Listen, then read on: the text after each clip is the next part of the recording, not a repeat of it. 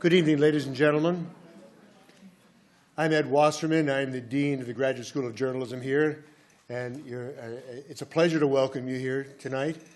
Sorry about the chill. We are just sort of, however, reflecting where our honored guest tonight, our speaker tonight, normally resides. They've had 7 inches of snow over the past few weeks, so we do need to give thanks. This is the inaugural event of a spring term series featuring outstanding experts in food politics, healthcare, and healthcare policy. The series is a collaboration between the School of Journalism and the School of Public Health and is made possible by generous support of the Kaiser Permanente Institute for Health Policy, represented here tonight by the man who helped bring this together, Brian Raymond. Please wave.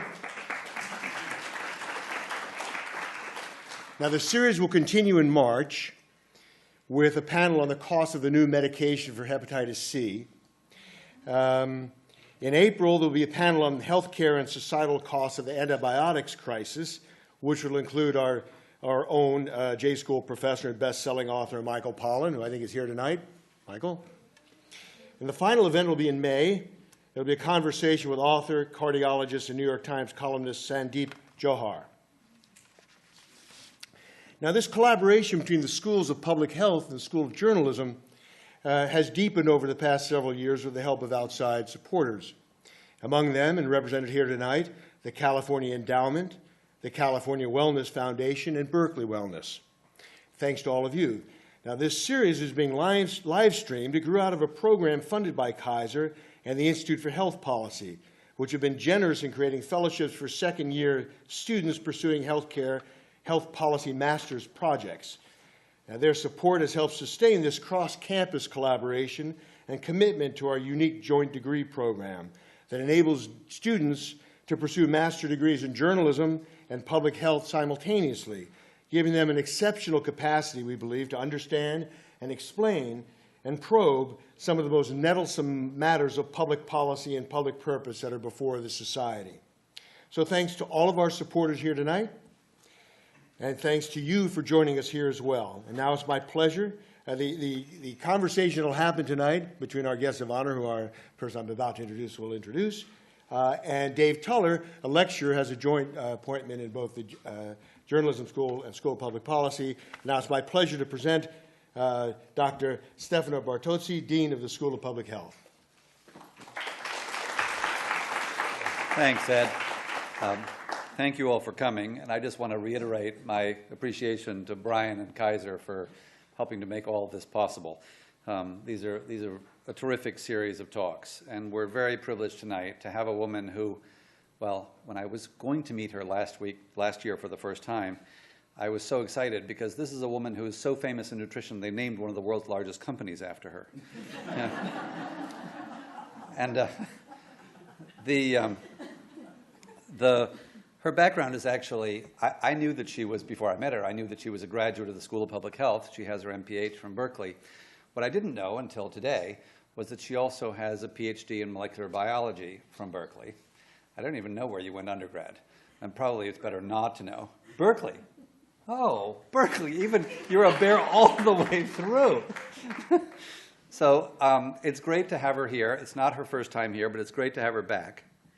And the thing that I found remarkable when I learned a little bit more about her background is that with her undergraduate degree here and her PhD in molecular biology and her MPH in nutrition, she's a natural to be a professor of sociology at NYU. So this just shows you the extraordinary adaptability that Berkeley graduates have. She's also the Paulette Goddard Professor of the Department of Nutrition, Food Sciences, and Public Health at NYU, which she chaired for many years, from '88 to 2003, I think.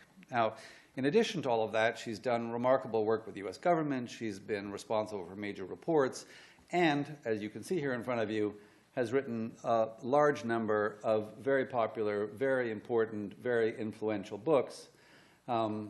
Probably the one that's been the most cited is What to Eat. Is that fair? Food politics, yeah? Okay, wrong.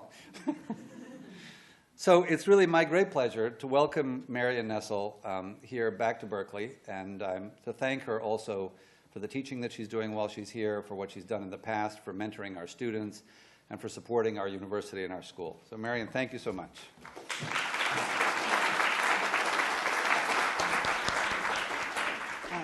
Am I on? Yes. Thanks, Steph, for the nice introduction, and thanks to the Kaiser people. When I lived in California, I was a Kaiser patient, and I wish you were on the East Coast.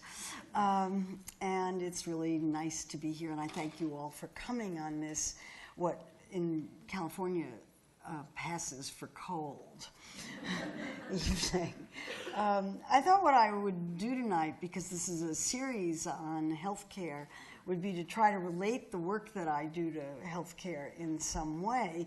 And it's pretty easy to do that because I think of myself as a food systems person, and my translation of what food systems are is everything from food production to consumption, from agriculture to food to nutrition to public health.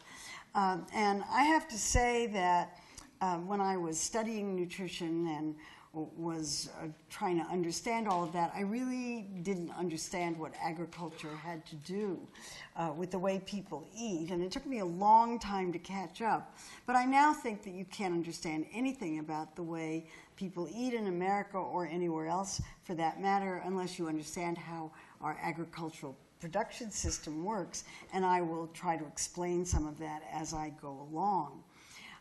What all this has to do with public health is pretty obvious, but all you have to do is go on the internet, and this particular aphorism is absolutely everywhere. True healthcare reform starts in your kitchen, not in Washington. I wish I'd said that. But it seems like a really good idea, and anyone who reads this is going to have, you're all going to have your own interpretation of what it means, and I'm going to give you mine. And mine starts in the usual public health terms, which is to try to identify what the biggest public health problems are. And it seems to me that the largest public health problems in 2015, from agriculture to public health, have to do with, if you count by numbers, food insecurity. Roughly 1 billion people in the world are considered food insecure. They don't have enough food to eat. Another 1 billion suffer from obesity and its health consequences. And then the environmental damage that is occurring, climate change, these kinds of things in our society, all of them have as a common cause dysfunctional food systems. That's not the complete cause, but it's certainly a partial cause of all of that. Let me just say a few things about food insecurity. Every year, the Food and Agriculture Organization of the United Nations comes out with a report and counts the number of people who, by its definition, are hungry and don't have enough food to eat on a daily basis. And the good news last year was that only 842 million people suffer from chronic hunger, a decrease of 26 million since 2012. This report has been criticized very heavily by people who pay close attention to methodology, and they claim that the reason those numbers went down was because the methods changed. But whatever the actual number is, it's very, very large and something that everybody should be worried about. And it's not just an international problem. It's also a problem in the United States. The Department of Agriculture also counts the number of people who are considered food insecure in the United States. And the last report said that 14% of the population was defined by their definition is food insecurity. They're food insecure, which means they don't have enough food on a daily basis. They can't count on having enough food on a daily basis to meet their needs by legal means.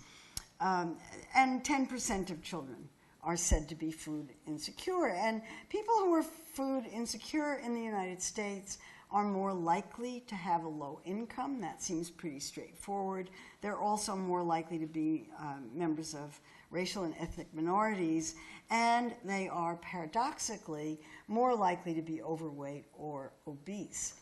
Now, the cost of food insecurity in this country is staggering. These are figures from food stamps, what used to be called the food stamp program, and is now called SNAP, the Supplemental Nutrition Assistance Program. And in 2014, it cost the American taxpayers $70 billion in direct benefits to food stamp recipients and another $4 billion in administrative costs. And you can see that since the late 60s until 2014, these numbers have just gone up and up and up and up. So there are huge costs associated with food insecurity in the United States, and this connects to the healthcare system in pretty straightforward ways. This paper is called Treat or Eat, Food Insecurity, and its conclusion is that about 1 in every 3 chronically ill participants in food stamp programs is, or people who are chronically ill are unable to afford food, medications, or both.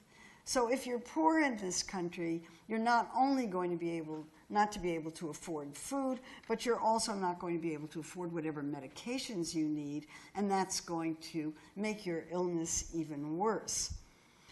So let's move on from food insecurity to the next problem, which is obesity. And I'm just going to talk about obesity in the United States, although it's a worldwide problem. And if you look at the rise in the prevalence of obesity from 1980 to the present, it's gone up steadily since that time.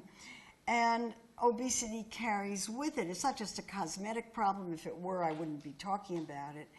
But it carries with it a large number of risks. Obesity obviously raises health risks, and that's shown here: heart disease, cancer, stroke, sleep apnea, and a whole bunch of other problems.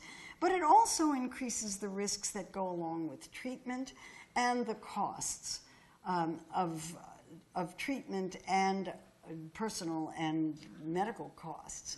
And these are simply staggering.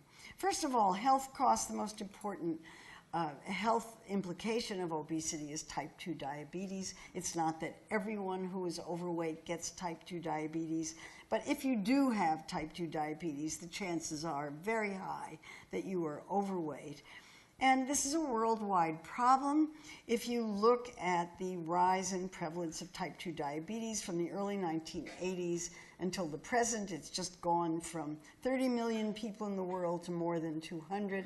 And the estimates are that by 2030, there will be 400 million people in the world with type 2 diabetes, which is a condition that requires lifetime treatment if you don't lose weight. So that's of really major concern. But there are other costs as well. One is that the use of obesity drugs and devices has gone up. Drugs are shown in red in the figure on the upper left, and devices in blue. Somebody's got to pay for them, and the costs have gone from roughly very small number of $1 billion to $7 billion in, or more in, oh no, that's $7 billion in the estimate is by 2015. And the number of surgeries has increased. These are bariatric surgeries. And I think these graphs are absolutely shocking, that there is so much of this expensive intervention. And it's not surprising that the expense is very high. The medical costs of treating obesity are staggering, and they involve not only health care, but also the drugs and surgery that you just saw the graphs for. And I don't know what the actual figure is. I've seen estimates of the annual cost of obesity that range from $150 billion to $450 billion a year. It depends on whose estimate you look at and how these figures are done. I don't know what the correct figure is, but it's extremely high. And there's one estimate that the annual cost of being overweight is nearly $20 a pound of extra weight. Whatever it is, it's staggering costs to individuals and to society. And what's really sad about it is that much of it can be prevented. And it can be prevented very simply by eating less, eating better, and moving more. And please don't eat my book. And if it seems more complicated than that, it's because of the consequences of eating better.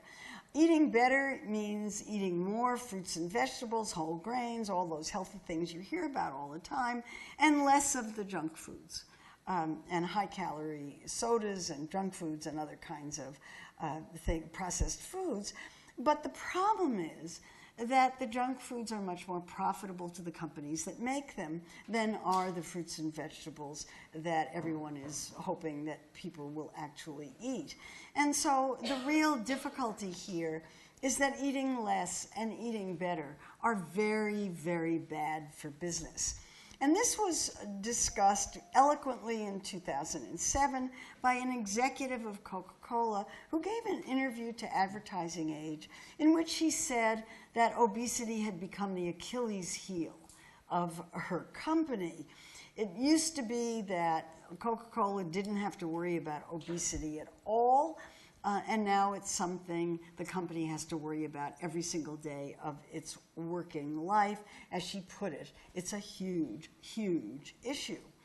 And if you need more evidence for that, Coca-Cola every year, as all publicly traded companies do, must report to the Securities and Exchange Commission what the risks are to the company's business. And at the end of 2013, the 2014 one isn't out yet, but I bet it says exactly the same thing.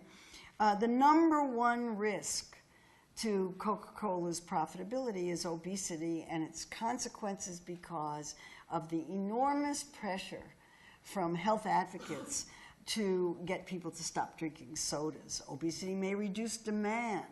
Everybody is talking about how people would be healthier if people didn't drink sodas, and Berkeley passed a soda tax. There you go. So you're right at the cutting edge of all of the problems that these industries have. So I've said that the prevalence of obesity started to rise beginning in the early 1980s. And here's another example of that. The arrow points to 1980, and you can see that the prevalence of obesity in adults has gone up consistently since then. The sharp rise on the right is projected to 2030. Now, what this must mean is that people are either eating more or moving less, or eating worse.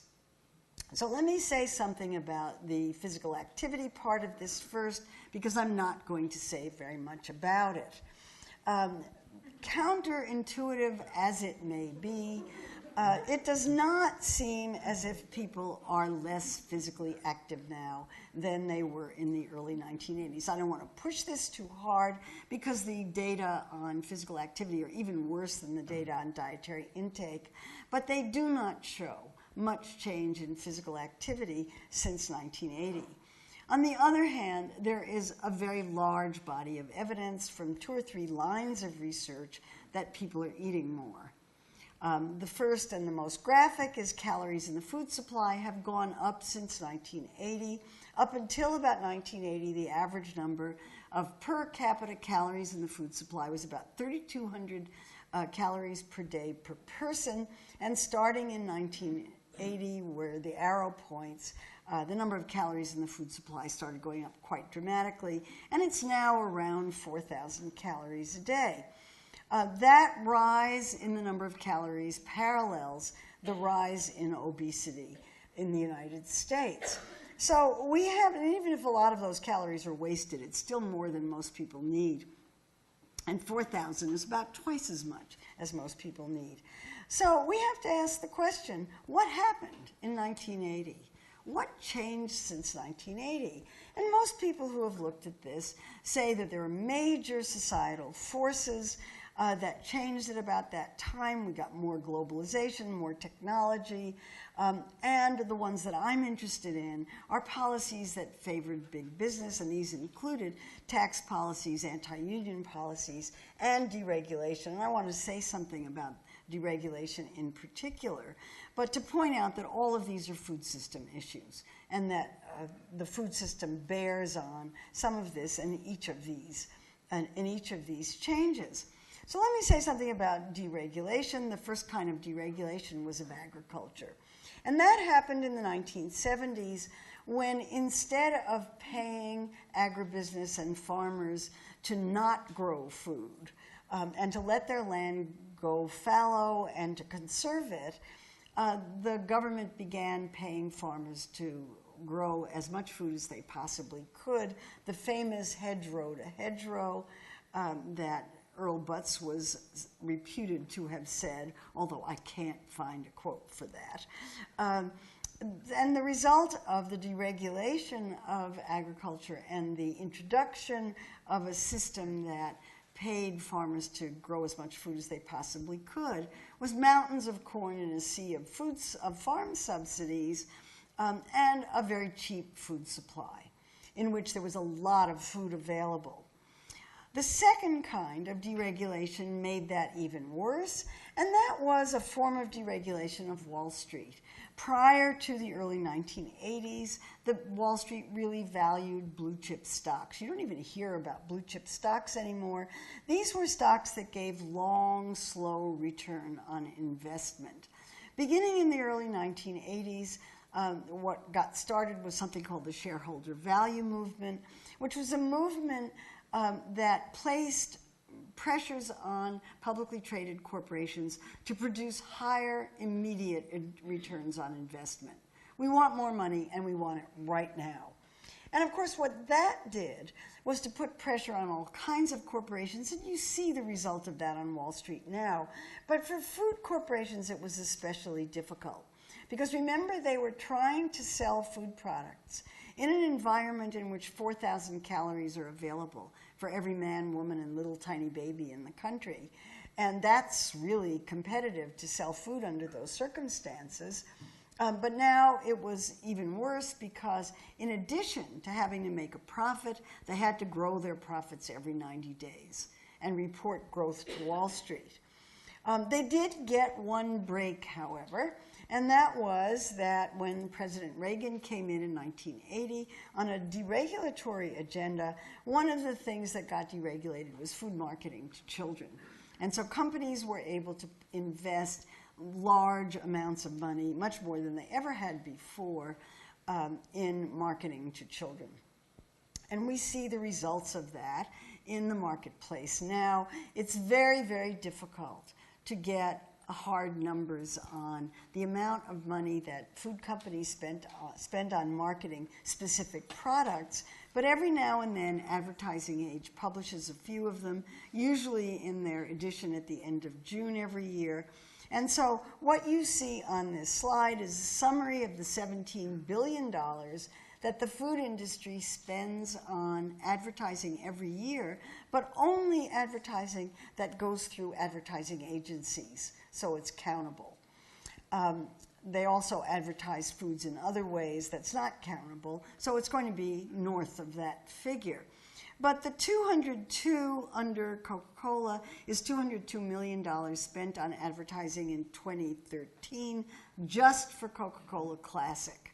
The $32 million for Pop-Tarts is just for Pop-Tarts, and the $158 million for M&Ms is just for M&Ms. So any nationally advertised product is going to have a fortune spent on marketing it, a fortune that so much exceeds the government's ability to advertise or to market healthier foods or to do anything else about nutrition education, that they're not even in the same stratosphere.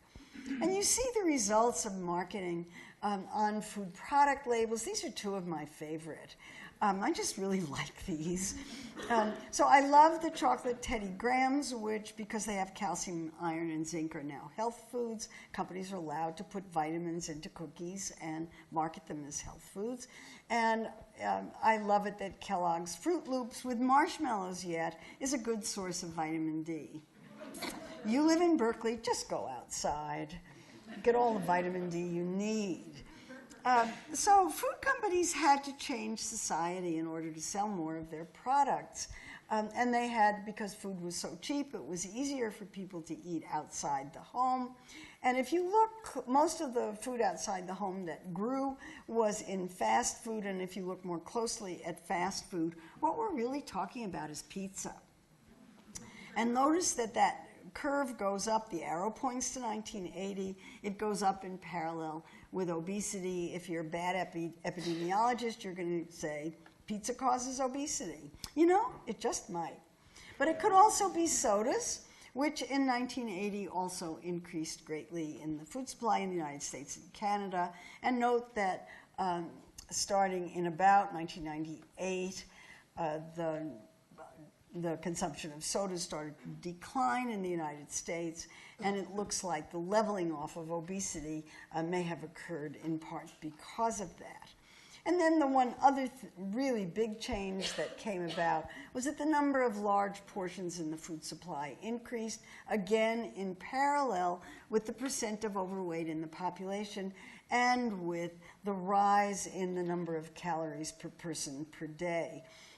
And I think that large portions are a sufficient explanation for obesity. If I had one thing that I could teach the American public, it would be that larger portions have more calories.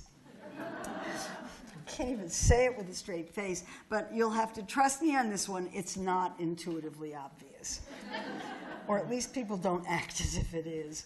And then the other thing that food companies did was to just put food everywhere. Absolutely everywhere. I was in San Francisco last week, and at the Walgreens on Powell Street, I couldn't believe it. The entire first floor, it's the most enormous store, and the entire first floor is now a grocery store with takeout food and a frozen yogurt bar and the most amazing things in it. If you go to a bath shop, and this one is in Manhattan, it looks like a food store, and Staples has an office snacks section. The more food that's available, the more it's in front of you, the more you'll buy. So if we want to do something about obesity, we have to do something about the environment, and this cartoon sort of says it all. You got to eat out of a different parking lot. The one other factor that is important to understand in this is the whole price factor, and I love using this example. If you go to McDonald's with $5, you can buy 5 hamburgers, or you can buy 1 salad, and that salad will cost you more than $5 these days. And you have to ask what that's about. How is it that 1 salad could cost less, could cost the same as 5 hamburgers? And that has to do with federal policies that make the costs of some foods cheaper than the costs of other foods. And if you doubt that these costs are different, then you need to look at these data from the Department of Commerce, which look at the change in indexed prices of various kinds of foods over time, always starting in 1980, which is our baseline for all of this. And since 1980, the index change in monthly food prices has gone up by 40% for fresh fruits and vegetables and gone down by 15 to 30% for beer, butter, and sodas. So our federal policies are deeply involved in that, and that is why I think we have a government which is in coordination with the food industry, has created an environment that encourages people to eat more, and we're all very amenable to eating more and love doing it, and so there you are. And so in this kind of environment, eating less and eating better is really, really difficult to do. It's not something that individuals can do on their own. It's something that really, I think, requires policy changes. And so that gets us into the sticky business of regulation. And we live in a country that doesn't like regulation very much. But this article from the American Heart Association Journal summarizes all of the different regulatory approaches that have had some success in either pilot studies or small studies or in some cases, national trends. And they involve education, bans, restrictions, taxes, and subsidies. You can read the list. It's a great big long list.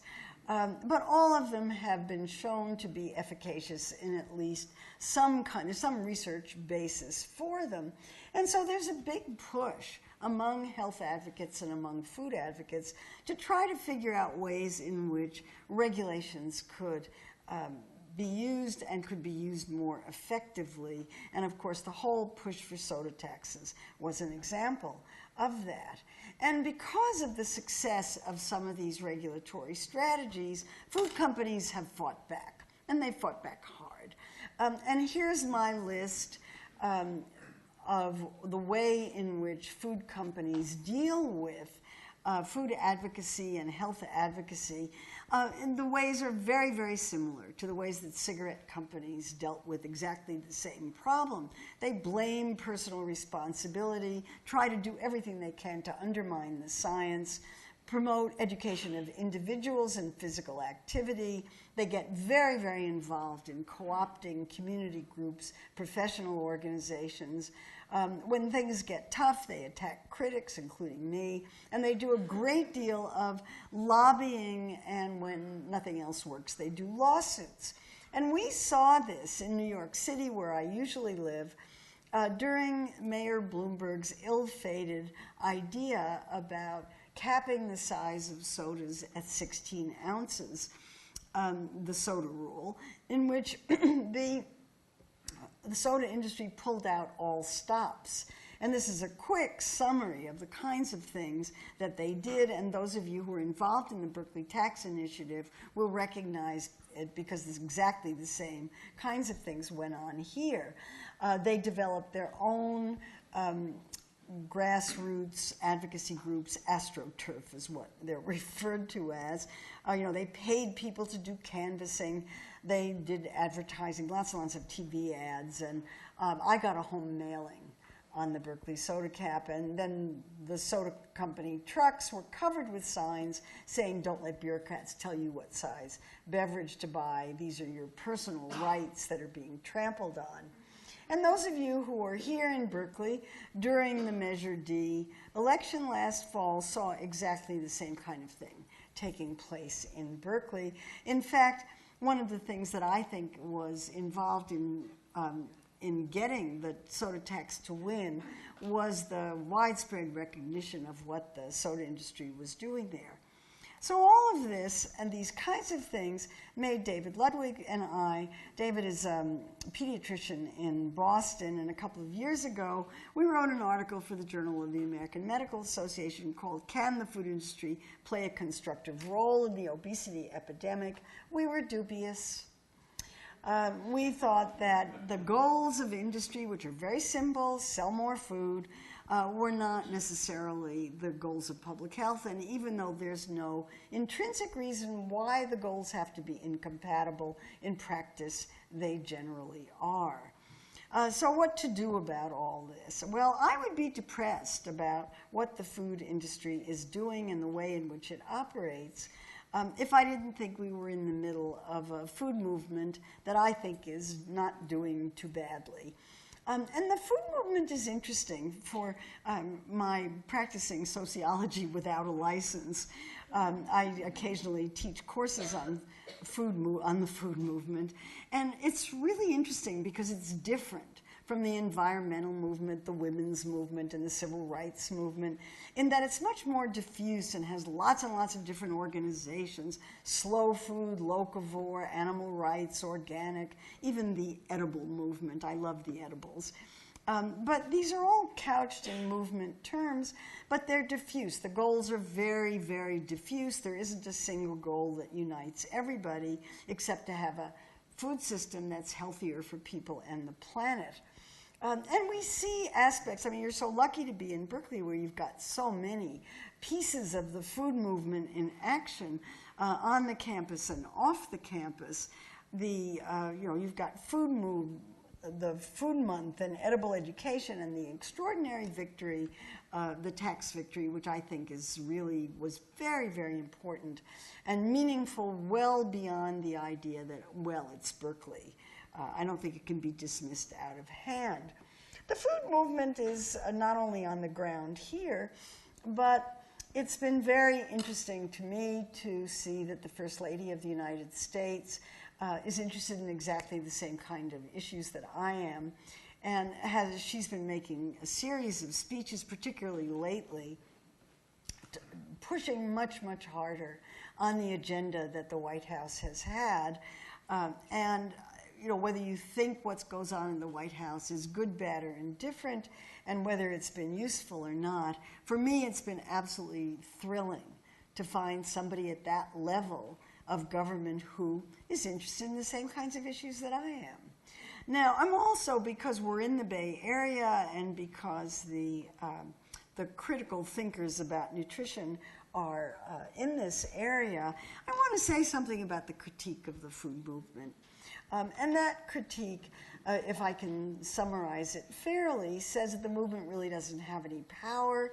It's about consumption and pleasure, not changing the system. It gets people distracted from real civic participation, competes for resources, perpetuates race and class inequities, and produces no lasting change.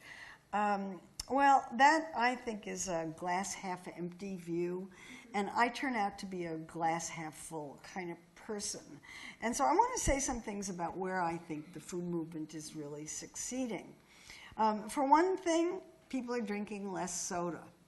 The soda industry thinks this is because of health advocacy, and I'm not going to argue with them. I think so too. I look at it as an advocacy success. Here are other examples of quantifiable advocacy successes. The numbers of farmers' markets in the United States, up and up and up from the early 70s until the present. The rise in expenditure on organic foods from 2004, when the rules went in, until 2013. The yellow bars are sales, and the blue is growth. So growth is down, but sales are up. And even such matters as Kaiser Permanente having this wonderful carrot in the medical symbol there, I think is absolutely wonderful, in the farmer's market, which I think I'm supposed to go visit on Friday. So I'm looking forward to seeing that. And then for those of you who were fortunate enough to hear Eric Schlosser and his colleagues last night, the whole movement towards trying to get low-wage workers to have a living wage. And this is not just the restaurant workers who get $2.13 an hour, but it's also all of the different work groups who are working on farm worker justice. All of these have a great deal to do with our health system and a great deal to do with both personal and public health. So what I'm urging everybody to do is to advocate. I teach because I want all of my students to turn into public health advocates of one kind or another, either through the food movement or any other way they want to do it. And I think we advocate personal responsibility. You have an opportunity to vote with your fork and make your own personal choices about food. This will have a big effect on the marketplace. And I advise food, not product, smaller portions. That would be a good way to do it. And I'm greatly in favor of local sustainable food, growing your own food. I grow food on my terrace in Manhattan, not this month. And cooking at home and teaching kids to cook, which is the most radical thing you can do. But at the same time, I think it's really important to advocate social responsibility and policy changes. And the list of policy changes that are needed and that are worth working on goes all the way from agriculture to public health, and this is my great big long list here. And I think on the agriculture side, we should all be advocating for sustainable, organic, local agriculture, for food safety, for the farm bill, for a better farm bill, and for much better conditions for farm workers. And at the same time, we can advocate for a public health environment that makes it easier for people to make healthier food choices and therefore to be healthier in general. And these range from what I think are some of the easier ones, which is fixing food in schools, to some of the more difficult ones, which is changing campaign funding laws. Everybody should be working to overturn Citizens United. And then I wonder if we could change Wall Street so they could back off somehow on these 90-day growth things that they require, and then ways in which to hold corporations accountable for the way they behave. And these are the kinds of things I discuss in my book, Eat, Drink, Vote, and I thank you very much for the opportunity to share this with you. Thank you.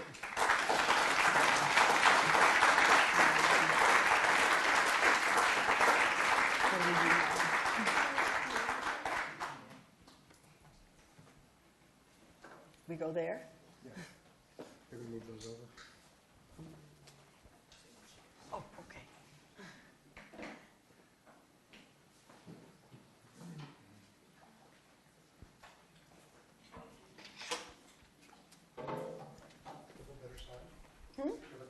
I don't know. We'll see what the microphones do.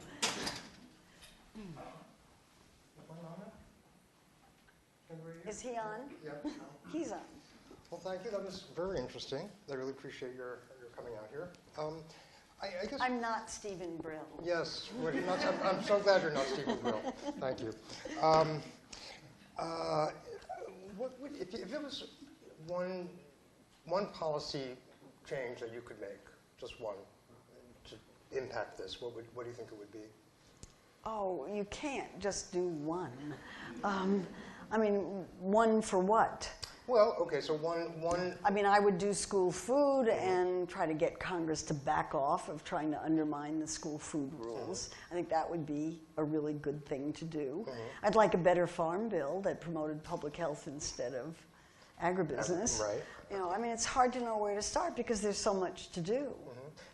When you say you're a glass half full kind of person, do you see enough going on to sustain your optimism about the glass being half full, given the forces that are sort of on the other side? Yeah, I get asked that question all the time by students who just feel like they can't do anything. And so I try to tell them what the food environment was like 20 years ago, because the improvements have been breathtaking. The idea that you can get food in supermarkets that's fresh and local and seasonal, you couldn't do that 20 years ago. The fact that we have organics, the fact that people are able to buy these kinds of foods. I mean, on that side, the differences have been enormous. The school food has improved enormously, even though it still has a long way to go. And, from my own personal sort of quantitative way, when we started our food studies program at 1996, that was really a long time ago. We were the only food studies program in the country. There was a gastronomy program at Boston University, and everybody said, "You're crazy. You can't bring food studies into a university." I haven't been to a university in the last 5 years that didn't have a food studies program or some kind of functional equivalent. I mean, look what's happening at Berkeley. No, there's a lot happening. 15 years ago, none of this was happening at Berkeley. And what was the impetus? How did that come about, starting the food studies program? I had been hanging around with a group called Old Ways Preservation and Exchange Trust, a public relations firm in Boston that brought academics, chefs, and food writers together in fabulous places. It was just an amazing place. And I was talking to all these people who said, "I'm really interested in food. I want to write about food. I don't know anything about food. How do I find out more about food?" So when in our department, one of our most lucrative programs was taken away, everybody felt sorry for us. And they said, "How would you feel if we took your hotel program and put it somewhere else at NYU?" And I said, "It depends on what I get." And they said, "What do you want?" And I said, "I want food studies." And there it was. And there it was. And did it take a while for it to become popular, or was it something that immediately attracted people? Well, it went from concept to state approval in 9 months which even at New York University is record-breaking. And then somebody who was working with me on it was a friend of a food writer at the New York Times and gave her an exclusive. And so in the New York Times, 1 week later, was this article about our food studies program. And we had people in our office that afternoon holding the clipping and saying, I've waited all my life for this program. And I want to say something about that clipping, because the writer was Marion Burroughs, and she called Alice Waters and asked Alice what she thought of this. And Alice made a really snippy comment, which was that how can they have a food studies program without doing anything about agriculture? And at the time I said, agriculture, what are we supposed to do? Plant a garden in Washington Square Park? Well, you know what? She was right. And we have a garden on the campus now. So how long did it take you to get from the point where you were to deciding that she was right? Oh, it didn't take very long. I mean, I knew she was right. I just didn't know what to do about it. And when we started working on the garden, it took 7 years to get approval from NYU to plant it on the campus. 7 years. But there it is. What do you think, in terms of sort of healthcare reform that we've had the last couple of years, have you seen that interact with sort of the food movement in some way, or are there benefits that you see from what's been going on with healthcare? Well, Kaiser's probably the best example of that.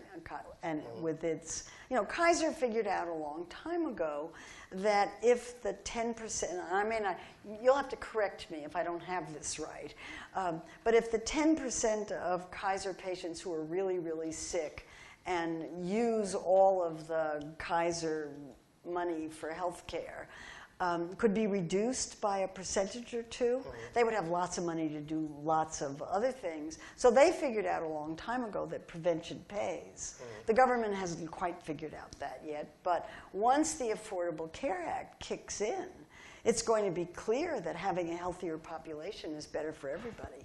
Do you think that message will really get across? I mean, do you think people... I don't know how long it'll take, but it will come. And do you think Americans are actually capable of getting that message, that prevention is something that's worth investing in? Well, I think lots of Americans do. Well, I'm not sure about the investment thing is complicated because the economists say that the cost of prevention is so great if you spread it across the entire population that it'll be really expensive to do prevention. But people can do prevention on their own. And what you really want is people taking responsibility for their own health, going to doctors when they need it, and getting things taken care of before they get worse. One minor fix that I find is effective for me is the listing of calorie counts on, you go into the chain, Starbucks, and the bagel is 500 calories or something. It really makes you think twice, or it makes me think twice. Only if you look at them. If you look at them. Only if you look at them. Well, often I've noticed they make them very tiny, the calorie counts. Right. Well, when the national law kicks in, the font size will be specified. Ah, okay. So, and the typeface as well, or just the font size? Oh, yeah. I mean, I don't know about it. Has to be the same size as the price. I think in the law. That law was very, very long in coming. We've had calorie labeling since 2008 in New York City. And there have been lots and lots and lots of evaluations, and the evaluations show that it doesn't make much difference overall in consumption patterns. But when they split out the people who actually look at the calorie labels from those who don't look at it, then it makes a difference. It certainly affects me. And you just said it affected you. We're not the core target audience for calorie labeling, unfortunately. Maybe not. So one of the things you wrote recently about on your blog was about the issue of can sustainability questions be incorporated into nutritional guidelines, or should they be? Is that something that is appropriate in that? What's the issue there? Well, the issue there is that the dietary guidelines under federal law, Congress in its infinite wisdom decided that nutrition research is so changeable that we need to have new dietary guidelines every 5 years, even though if you boil them down, they all say the same thing: eat less, eat better, move more. They really can be summarized very easily. But the current Dietary Guidelines Advisory Committee decided that we need to take account of the sustainability of agricultural production in the guidelines, particularly with respect to meat, because so much of climate change is due to agriculture is due to livestock production. And so they started talking about these things. But Congress, again, in its infinite wisdom, has ordered the Secretary of Agriculture not to allow that to happen. So I don't. It's purely on a nutritional basis without looking at the. Yeah, just look, and preferably just look at nutrients. Don't talk about foods. Just talk about nutrients. Do you see any? I mean, I think that does seem to be one of the big things. Is everybody in the world wants to start eating more meat? We're going to be having a situation where everybody's going to be eating more meat. There's going to be even more land devoted to livestock production. It just seems sort of like a insurmountable, potentially, problem. Yeah, I mean, I think it's an enormous problem, and I guess the place that sort of shocks me the most is not so much about meat as it is about milk, and that is I've been to New Zealand a few times, and it's, you know, it used to be this just pristine green place covered with sheep, just millions of sheep everywhere, and they've gotten rid of their sheep and have dairy farms growing milk for China. And it's just completely changed the New Zealand landscape. But it's that's what China wants and what India wants. I don't know if they want milk. And I don't really understand the whole milk in China thing, and I wish somebody would explain it to me. But I thought they were lactose intolerant generally, but there it is.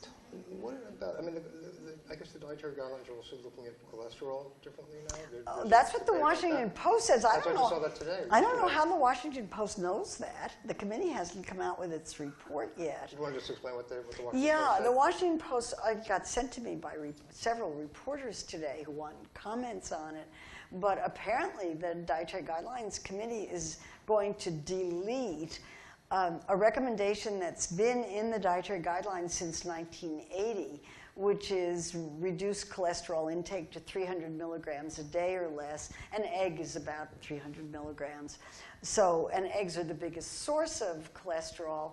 So what that means is this is giving a free ride to eggs and taking cholesterol off. And the only thing that I could think of is that the new data that are coming out on eating eggs and cardiovascular disease are showing that people with heart disease can eat as many eggs as they want.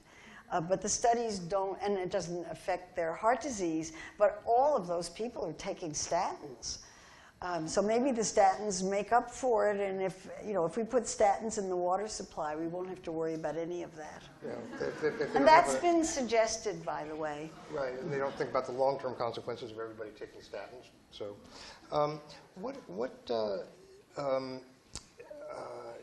do you? What was I going to ask you? I forgot what I was going to ask you here. They could ask questions. Yeah, I think maybe it's time to open it up for. Oh, I know. I did have one last question I wanted to ask you about. So I grew up with Wonder Bread. Everybody I knew who grew up with Wonder Bread preferred to eat it, clumping it in as tightly as possible into a tiny ball, and well, that too. But then it just tasted much better. And I was wondering what it is about Wonder Bread that made everybody want to fold it up into I mean, my friends, we all did it. We folded it up about 50 times. This is an arts and crafts project. I've talked to other people like, oh, how did you do Wonder Bread? Yeah, that's what they did too. I don't know if it was that it was just air, so you had to make it have substance. I don't know what. Well, it just has this wonderful sticky quality. And it tasted good that way. To me. As a 10-year-old, I haven't had Wonder Bread in about 30 years. So. Yeah, I mean, I just think you look at the ingredient list, and that it violates one of my principles of eating, which is never eat anything with more than 5 ingredients. Yeah. It's got more than 5. Right, it's got a lot. I mean, I still remember it helps build bodies 12 ways, I think. It helps build strong bodies 12 ways. I forget how many. So I think it's good to be open up for questions. So we have someone with a mic. Yes, 3 things. One would be maybe you could say something about GMOs, Monsanto, and possibly urban farming. There was just a great film made about urban farming right here in Albany called Occupy the Farm. And if people haven't seen it, it's incredible. Oh, I haven't. I'd like to. Yeah. Maybe you could say something about those things, urban farming and GMOs. Was there a question? Was there a question? GMOs, maybe you could say something about GMOs problem. What about them? Well, how bad they are. And especially Monsanto. Oh, Monsanto is just an awful company. I was once at I go to a meeting of food industry executives every year, and I was once at a meeting years ago in which the executives of DuPont and Pioneer and a whole bunch of other companies were just screaming at the CEO of Monsanto, saying, "You've just ruined this for us. Just absolutely ruined it for us." Yeah, it's an interesting company. I don't know what to say about GMOs. I'm not aware of any convincing evidence that they affect human health in any way other than they promote monoculture, which is, I think, a huge agricultural problem.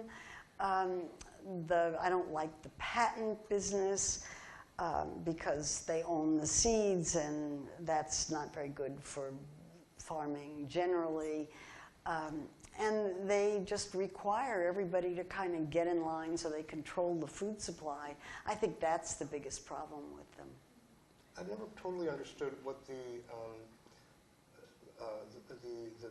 And Monsanto's just an awful the company. mechanism for the biological harm that people think would be coming from it. It's never really been very clear to me what that would be. I understand the monoculture. Yeah, issues in and my so on. book, Safe Food, I go through that. Half of the book, Safe Food, The Politics of Food Safety, is about GMOs. And there are three major health issues. And, the people who are against GMOs argue that there's just never been testing. The question is whether you do the testing before you release them into the food supply or whether you wait until there's trouble and then deal with it. And the FDA decided, I have to tell you, I was on the Food Advisory Committee for the FDA when they approved GMOs, and the only thing that I can say in my favor is that when we finished our term of office and they debriefed us, we said, what was the point of this advisory committee? And they said it was to give us some idea about the trouble that would arise over decisions we'd already made.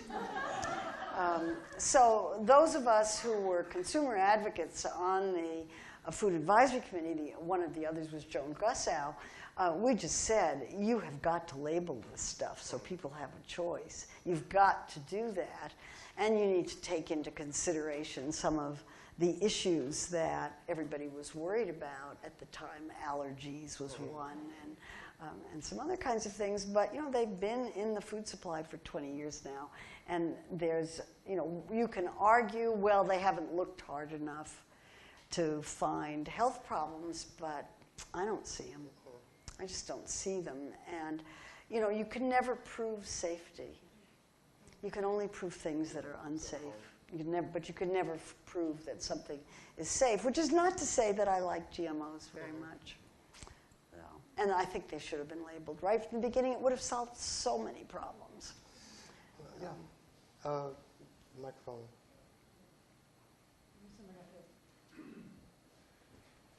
I guess first I'll say we're both molecular. We're both molecular biologists, and we really like how nuanced your response to the GMO thing was. And I guess now I'll start with, I hope not another hard question.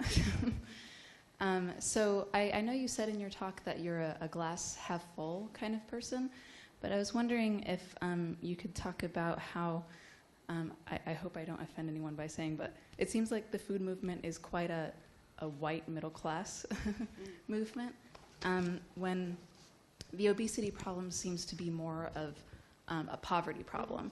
And so it's kind of like we're not really directing the solutions where they need to be. So I was wondering if you could, with that in mind, if you could think of like a single policy that would most reduce obesity. Community organizing. I heard Eric Schlosser speak last night, and if it was videotaped, which I hope it was, everybody should watch it. It was really an extraordinary speech. And I've also heard him, I was once at Dartmouth, where he was being attacked by, it was at the Dartmouth Business School, and he was giving a speech there, and I was on a panel, and everybody was attacking him for exactly that this is an elitist movement, it's white, it's upper middle class. And he said something then, and he said again in his speech last night, something that I've listened to very carefully and paid attention to, which was that food movements have to start someplace. And if you look at the civil rights movement, if you look at the women's movement, if you look at the environmental movement, they started with people who were in upper classes or were educated and had some money, and then trickled down. I don't know anybody involved in the food movement who doesn't care about everybody else. And the question is, if you're white and working in one of these areas, what can you do in lower income communities?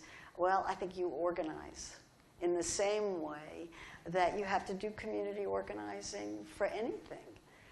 You try to identify leaders within the communities, you get them involved in the issues, and you support them in every way that you can.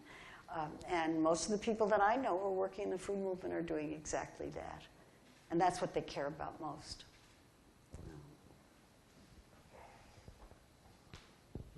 Wow, I have so many questions, but I'll limit it to one, which is a lot of people think that the USDA has a conflict of interest because its main job is promoting agricultural products, and then it's also issuing dietary guidelines, and that's why for many years we were all told to eat meat and drink milk.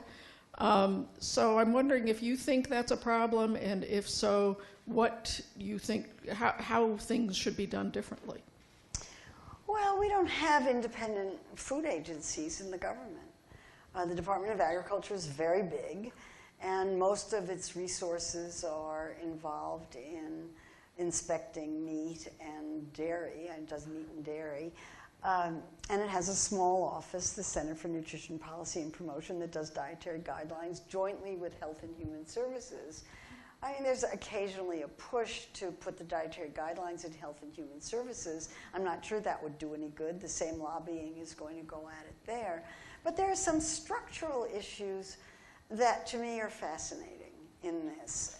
And these, I think, are kind of at the root of it. For one thing, the FDA gets its funding from congressional agriculture committees. What? The FDA, which is a public health agency and responsible for a great deal of regulation of the food supply, gets its funding from congressional agriculture committees as a basis of its historical being part of the Department of Agriculture a century ago.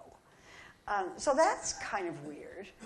And then the other is that the Department of Agriculture and the FDA, because the FDA is, the commissioner of the FDA is level 4 down from the secretary, and the equivalent food people in USDA are much higher. They can't talk to each other. They can't even sit at the same tables. So there are structural problems for trying to coordinate what goes on in Washington between these agencies that are very fundamental and very difficult to change.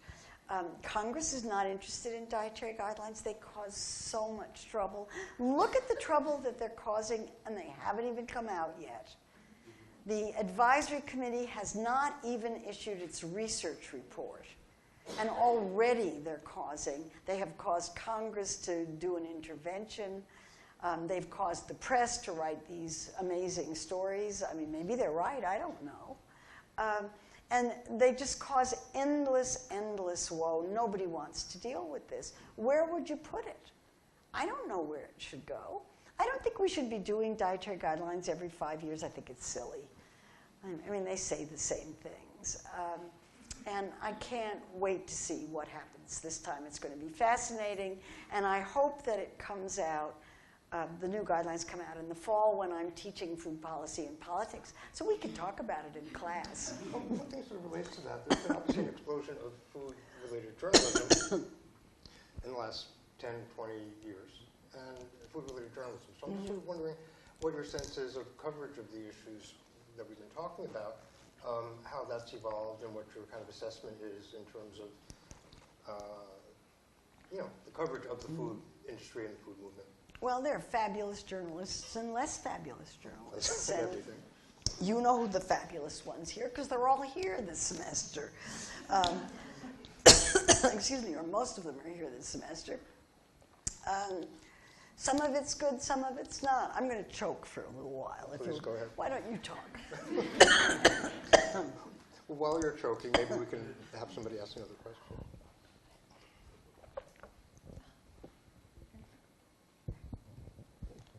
Hi, my name's Karen. I'm a public health student here at Berkeley.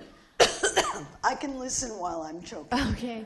I was just wondering, you touched a little bit on income disparities in your talk, but I was hoping you could expand a little bit on that, and I was wondering if you had any thoughts about how access to different kinds of foods may impact the growing disparity we have in terms of socioeconomic status in our country. Well, we have policies in this country that make fruits and vegetables more expensive, or apparently more expensive, excuse me, than junk foods. We could change that. These aren't immutable policies. We could have an agricultural policy. We could change the Farm Bill so that I'm fond of saying that I taught a class on the Farm Bill a few years ago. I can't imagine what I was thinking. I thought it would teach me about the Farm Bill.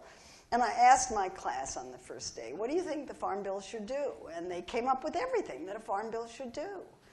It should promote public health. It should pay workers. It should, prevent climate change. It should do all those, good things. And that's not what our Farm Bill does.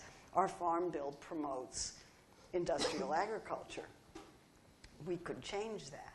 Now, how do we change that? That requires changing election campaign laws, which requires overturning Citizens United. And there's a movement to do that, well worth joining.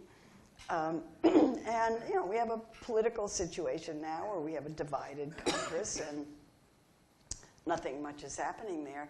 I say do it at the local level. You want to do politics at the local level. There's a real chance at the local level for making real change. Berkeley just passed a soda tax. I think this is monumental.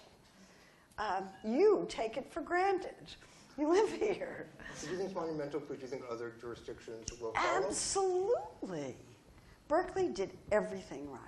Berkeley did advocacy by the book in this soda tax, and no other community has done it by the book yet. And partly because Berkeley was doing it by the book, Bloomberg Philanthropies dropped some money in it, and that was quite helpful. But the doing it by the book really helps, and everybody watching how it happened here and how it didn't happen in San Francisco knows what the differences are. Every single community in Berkeley got canvassed, no matter whether they were up the hill or down the hill. Every single community. That's part of where the Bloomberg money went, was to send canvassers into every single community. That's what you have to do. And so this became an issue that galvanized the voting public. People came out and voted. 30% of Americans vote in elections, if that much. So this is where, if you want to change the food system, you got to change the political system, start local. I think it's too hard nationally right now. But there's plenty that could be done on the local level. And there are lots of success stories all over the place of things that have happened. That's one of the reasons why I'm so in favor of doing something about school food. School food, no matter what the policy is completely person-dependent. You can have all the policies you want, and if you don't have people on the ground in the school who really want to make the food healthy, you're fighting an uphill battle. But if you do have those people in the school, and there are lots and lots of them, you get miracles. And I've been to some of the poorest schools in New York City, in the poorest areas, and seen, walked into the cafeteria and it smelled good. Yum, what's for lunch? I want it. And asked the school food service director, how'd you do this? She said, wait until you meet the principal. You know, it's that kind of thing. So you can make school by school changes. And what's going on with school food politics now is so bizarre. I mean, so absolutely unreal that the School Nutrition Association is arguing not to enforce the fruit and vegetable requirement. Those are the workers. What? Those are the These are food the. workers. This is the political organization that heavily funded by the food industry that ostensibly represents school food service workers. So the school food service workers are the leading opposers of changing the school lunch to make it healthier. What? You know, I mean, that's just incredible. But that's the political situation we live in, and that's one of the reasons why I think school food is so important. You got to fight that, you know, and keep the. You know, I thought when the Department of Agriculture came out with the school food rules that they were so weak and so generous to salt, sugar, and fat. I couldn't believe. You know, could we just have food and not talk about nutrients? I mean, that would be my view. But in fact, the people who sell products to schools didn't see it that way. So these are, you know, these are important political battles on a school-by-school basis. A small question. In the recent New York Times, I read that rats who were restricted to eating 8 to 12 hours a day lost weight. Does that make any sense at all? Rats who were restricted. This is reported in the New York Times Science If you section. don't eat all day long, you're not going to take in as many calories. It makes perfect sense to me. Mm-hmm. You know, I mean, food has calories. The more you eat, the more calories you're taking in. Mm-hmm. If you're not eating half the day and you don't make up for it in the other half, that should work. Well, in theory, if it had no effect at all, you could eat all those calories in an hour. You could. Oh, yeah, you could. But I just It might wondered be if hard. that, I mean, if but it that can be really done. makes any sense in terms of helping with the obesity epidemic. Well, I think people have to find their own way if they're having trouble with overweight and what way they can best keep calories managed. I mean, I think it's kind of what I do. I keep them out of the house. You don't have calories in the house? I have few calories in my house, right? I have very few calories in my house. Yeah, you know, if you have a problem with chocolate, don't have it in the house. What do you have to say about the racialization of food marketing, like food companies donating to groups like NAACP, et cetera? Yeah, my next book is Soda Politics, which is a book about the soda industry, which is part of the reason why I was so interested in the Berkeley soda tax. And a lot of the book is about race and class. A lot of it is. And there's a chapter on marketing to minorities in which I review the history of soda company marketing to minorities, which is not an uncomplicated history. And it's complicated because in the 1950s, the Hispanic and African American communities demanded that soda companies market to them, that they advertise in African American and Hispanic publications, that they hire African Americans and Hispanics as salespersons, and so forth. And in fact, Martin Luther King, on the night before he died, the night before he was assassinated, gave a speech in which he urged his followers to boycott Coca-Cola because they weren't hiring African Americans. So this is not an uncomplicated story. So then obesity changes things, and the higher levels of obesity and overweight and type 2 diabetes in low-income African American and Hispanic communities kinds of changes the way that you look at this. The soda companies asked, they were asked to support community organizations, and they did support community organizations. And in my book, I have a table that lists a very large number of African American and Hispanic organizations that are sponsored by soda companies. And it's really only recently that the communities have started taking a good hard look at what this means and comparing the soda sponsorship to cigarette sponsorship, which parallel it in really the same way. So it didn't surprise me that the NAACP opposed Mayor Bloomberg's soda cap. That was not, or the Hispanic Federation. Those were not surprises. What did surprise me was that the city had not gone to those groups in advance to try to bring them on board and explain what they were doing and ask them for their support. That hadn't happened.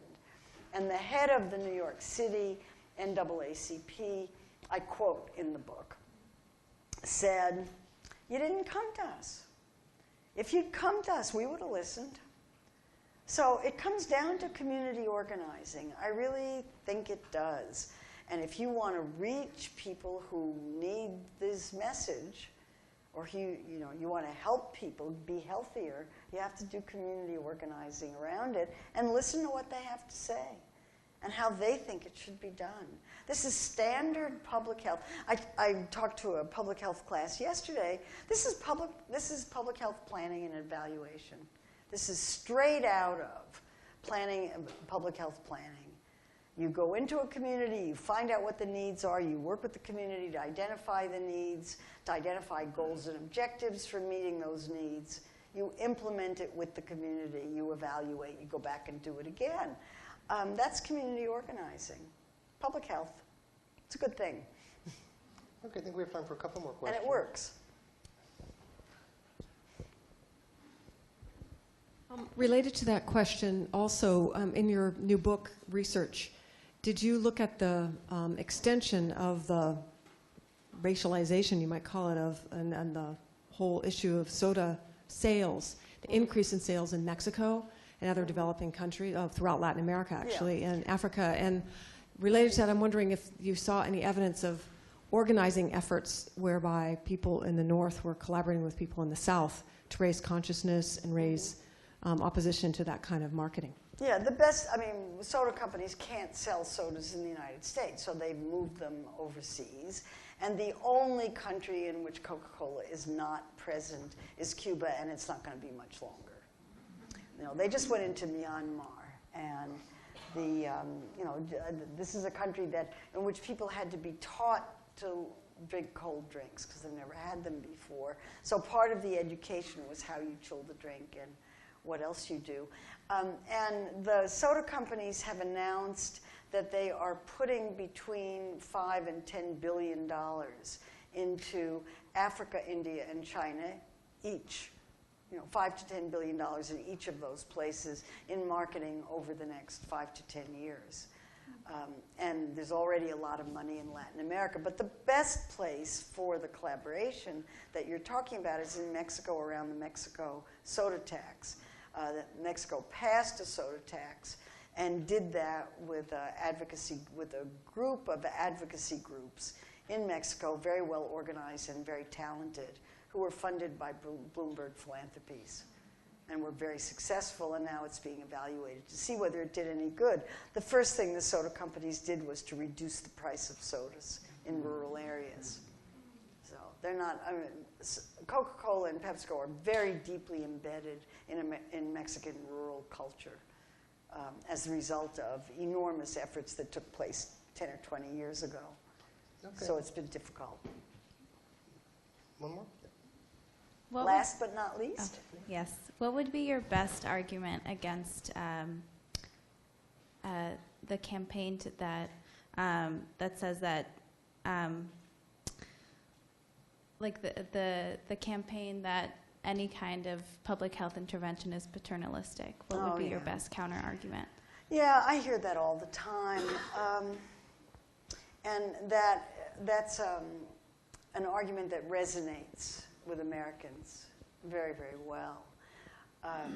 the nanny state. I mean, one of the famous things that the soda industry did in New York City was to put a full-page ad in the New York Times of Mayor Bloomberg in a dress. Don't let a nanny tell you what to eat. And when Bloomberg was asked about it, he said, "Oh, no, I would never wear a dress like that. It's so unflattering." And a sense of humor. The government is already involved in food choice. That's usually my starting place. And it's already deeply involved in the kind of food choices that we have now. So it's not as if our food choices are independent of government interaction now. The government labels, the government taxes, the government promotes the production of some foods at the expense of other foods. It makes some foods cheaper than other foods. This is a system that was set up by humans, and it can be changed. And all that's happening is that people are trying to tweak the system to make the healthy choice the easy choice. That's all. You could still buy as many sodas as you want, but let's make the healthier choice easier for people. Do people buy it? I don't know. I don't know what else to say, but if you're talking to somebody who's really dug in on this, it's hard to convince them. But if you're talking to people who are really concerned about health and want people to be healthier and think it would be great if people were healthier, you just show them what the environment looks like now and say, what would happen if that changed and it looked different? That's one of the reasons why people are pushing so hard on Happy Meals, because people always do the default. It's easier to do. I mean, that was why Bloomberg's soda cap was such a good idea, because it would make the default smaller. People could buy as many 16-ounce sodas as they wanted. Nobody was going to stop them from that. But everybody knows that human nature is you just eat one. So the default would be smaller, and that would help people control calories better. I thought it was a really good idea. Well, we do have this fetish as Americans, though, that we can't have anybody tell us what to do. We're all completely independent, and we all make our own decisions. Oh, that it were true. Oh, that it were true. Yeah, that would be nice. Yeah, well, okay. Thank you very much. I think we're Thank you. the end.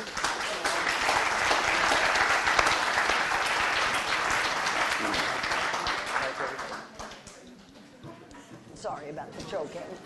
Happens. Hey, we don't need to choke sometimes.